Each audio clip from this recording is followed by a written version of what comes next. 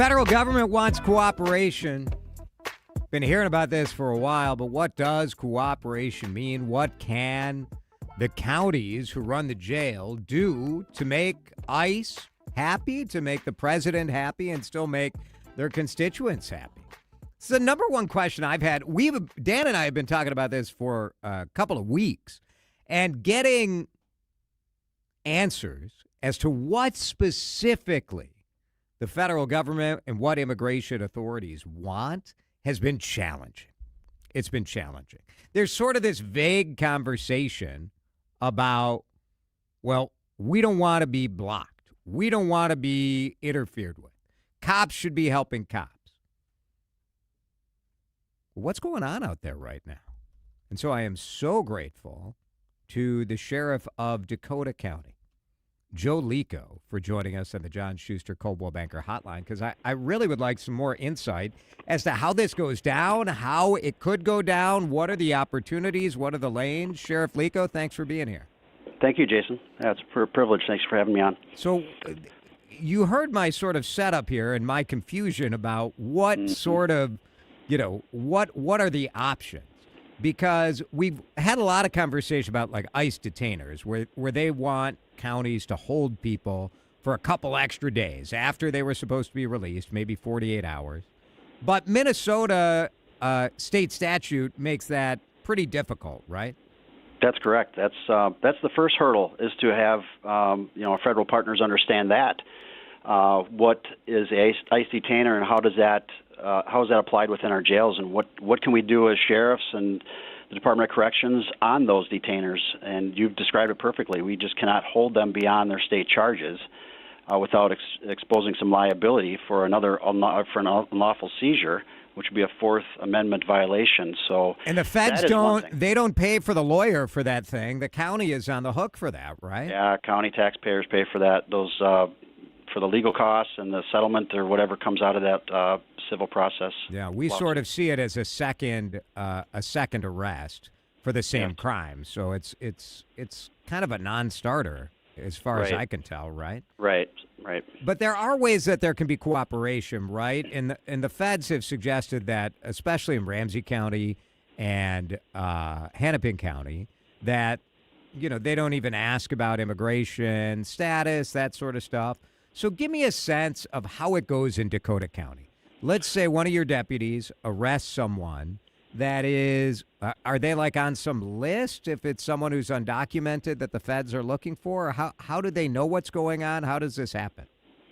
So typically how it works in our jail is, in any jail for that matter, is if someone's arrested by a city police department, state patrol, or us in the county, we book them into our jail. And how we cooperate with ICE and the federal authorities is they have access to our jail roster. And actually, that's a public. So do I. Accessible. Yeah, we all do. Right. Yeah, right. So you can go in there and you can look and see who's been booked in. And if any of those individuals that came in that ICE investigates and recognizes, they might place an ICE detainer on them saying, we would like you to let us know when that person is going to get released.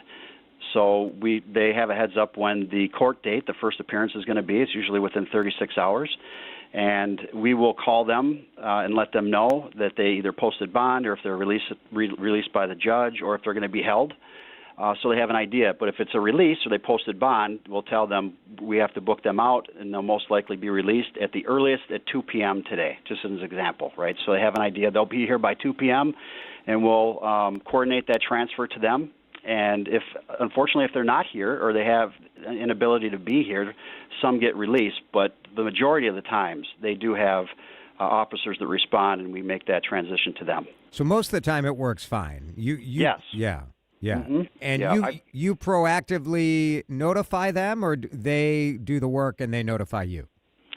Well, we notify them once they make that initial inquiry and place the ICE detainer. They'll place that detainer on there, even though we can't honor it beyond the state charges, right?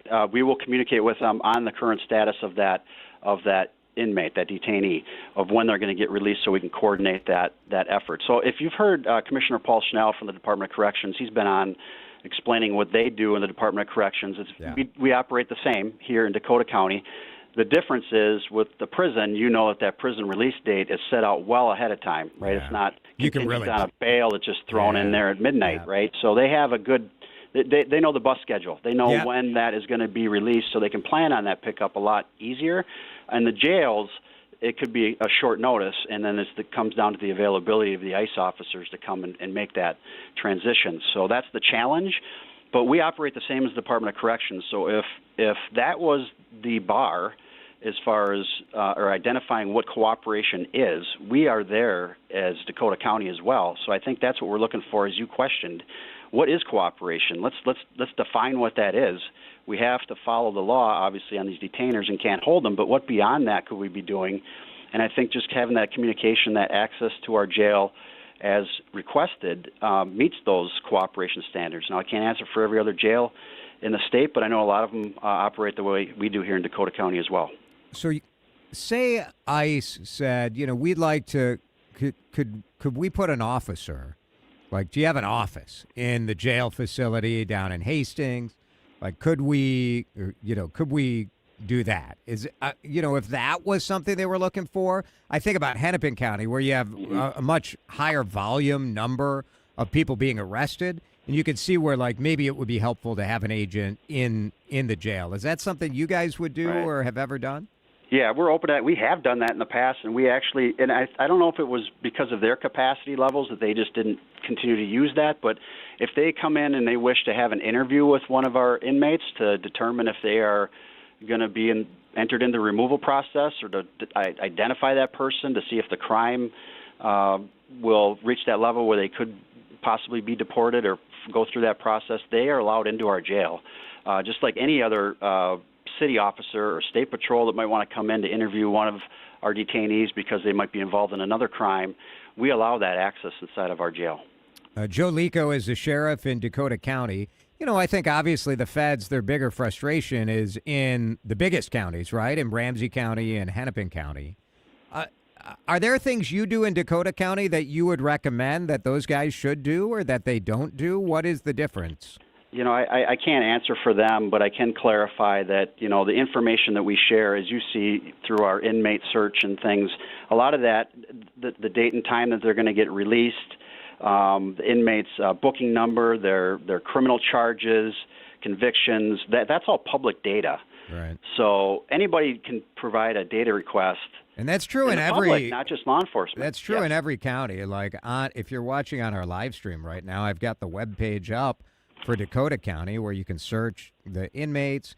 You can see you can see what's going on. Like I was a reporter for a long time before I came to this gig. You had to be resourceful, right? I use that Hennepin County and Ramsey County jail lookup all the time. I think if I were an ICE agent, that was, that would just be part of my daily checks, right? To see who's locked up and compare it to my list. And that, to me, that should be, that is cooperation, right? Right. Well, we also send them a separate report. So what isn't public data, Jason, as you know, is date of birth. We can have the age on there, but they might need to verify, is this the same individual? Is it could be possibly a different, same name but close to it and different date of birth? So they need to confirm that. So we send a report with the date of birth, and that is allowed because it might be private or confidential data, but they're a law enforcement agency, as we are, and under data practices 13.85 sub 5, we can exchange law enforcement data with each other to cooperate, right, to identify those that might be investigated by another agency for law enforcement purposes. So we give them a little bit more than what the public sees even, and that's another step as far as our cooperation here in Dakota County. So I wonder if that, something as simple as that could be a point of compromise where if you're the Ramsey County Sheriff or the Hennepin County Sheriff, you're saying, look, I'm not asking everybody who comes into the office about their citizenship or comes into the jail about their citizenship status, but we will send off to ICE a jail roster with date of birth. Maybe that would be a step, right? It's allowed by law, so I guess, and that's how we look at how we operate here. What is our restrictions by law, and what is the law? What is not so much what isn't allowed, but what is allowed, and we're not trying to stretch it. But if it comes to public safety, we got to share information as we do with our local cities, partners, and counties and state, to be able to share information, because that's how you are able to move forward with investigations and keep the public safe out there on the streets. So if we're operating in silos, that is always a challenge. That's why we have a lot of collaborative efforts here in Dakota County with our drug task force and things like that, investigative teams, electronic crimes unit, that we can share information so we know the right hand, left hand, and we're being efficient with the information that we share. You've had a fair amount of ICE activity in the suburbs down in Dakota County. Has that impacted your officers at all? What's sort of the vibe in Dakota County right now? Yeah, I can't, for the sheriff's office here, we patrol a lot of the remote areas, 350 square miles of Dakota County, which is a lot of rural Big old area. county, yep. Yeah, but you know what, I connect with our local police chiefs here, and that includes, it's pretty concentrated urban area with West St. Paul, Burnsville, Egan, South St. Paul, Rosemount, and they're busy. I mean, there is activity there, and is there disruption? Yes. Is there fear and concern in the communities? Yes. We cannot say there's not. There is. So the coordination with that activity out there has been a challenge for us as chiefs and sheriff, just to make sure that we're connecting. And another way we can be better, we talk about communicating with ICE and that, but it's also, we're asking for the same, that we have some communication from their agents on the street, that when they're out there, or if crowds are gathering, or if they need assistance, that we're there for them as well, because a lot of times we're in reactive mode. And a lot of times we don't know where they're at. We don't have to know every place they're at, but at the same time, to try to provide, I heard your previous guest, Sharon, talking about trust and public trust, and not making sure that doesn't get eroded with local police departments and sheriffs, and that's our goal. We want to make sure that we are not just standing by and unknowing and don't have answers for people. We don't have to know the intricacies of it, but we want to make sure that they still feel safe, right? So we can't obstruct what they're doing. They have a legal process of what they're doing here. We want to make sure they're doing it right, but that's not our job as well. But at the same time, we also got to make sure that our community feels that we're still there for them. Sheriff Joe Leko, really appreciate you. This was really helpful and insightful, and I appreciate all you're doing in Dakota County, keeping your folks safe. So thanks for being with us today. All right. Thank you, Jason. All right. Take care. It's pretty good. I mean, it gives you a sense of what maybe some of the avenues might be. But you heard a sheriff who is absolutely cooperating with ICE saying, we need more clarity. Be specific. What is cooperation? What are you talking about? Really good stuff from Sheriff Joe Leko.